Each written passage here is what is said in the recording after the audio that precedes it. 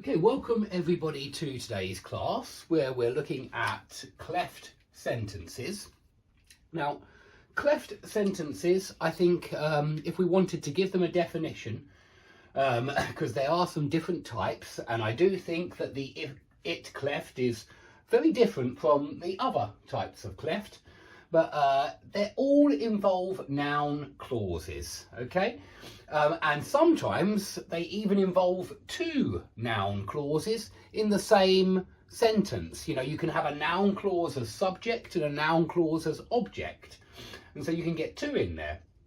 And so that would be one way of defining cleft sentences. Let's have a look at some clefts. So we call this the it cleft. And you use it for showing, well, for putting emphasis on one part of the sentence. So if somebody says to you, I heard Sarah dumped Jack. Dumped means got rid of. It's when you stop going out with someone. When you break up, if you dump that person, that means you tell them, I don't want to be with you anymore. So somebody says, I heard Sarah dumped Jack.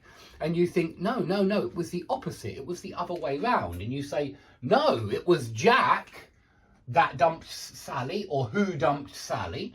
Yeah, it was Jack who dumped Sally, okay?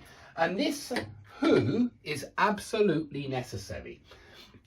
Now, when you do this, you put emphasis on that part. You really do. You say, no, it was Jack who dumped Sally. Yeah, you put the emphasis right there. You focus the person's attention, the listener's attention, on the fact that it was Jack, not Sarah.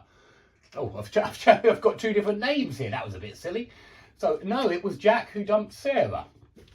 That's better. Okay, so no, it was Jack who dumped Sarah. And so how can we describe the it cleft? Because we could say just, no, Jack dumped Sarah. There's nothing wrong with that. Obviously, that's correct as well. But this is another way of saying it, and it is a way we very often speak, and so it's very useful. So what you're looking for with the it cleft is it plus the verb to be, was or is, and then a noun, Jack, or it doesn't have to be a person, it could be a thing, then a noun, and then a relative clause, yeah? Remember, relative clauses are very important. I keep telling you this. And to spot relative clauses, you're looking out for the relative pronouns, who, which, that, whom, whose, and the relative adverbs, where, when, why, which is why you see them right here, yeah? Okay, so that's how you spot relative clauses. In this sentence, this is a relative clause. And I haven't actually done a lesson yet on when we have to use a relative pronoun and when we don't have to use a relative pronoun, because we'll see in a lot of sentences further down, we don't need to use the that. We could actually drop it, and we very often do in speech.